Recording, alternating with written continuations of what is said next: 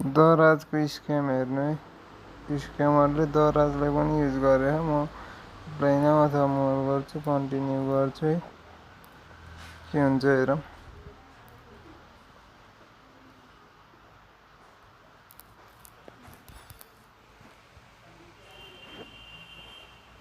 व्हाट्सएपमा अब यसले चाहिँ युज गर्छ होला सायद, हेरौँ है के हुन्छ।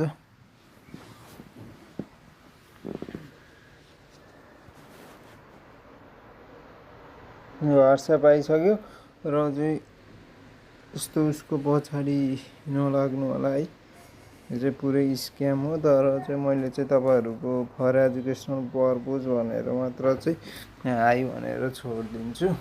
र यति भन्दै आजको भिडियो यही अन्त्य हुन्छ।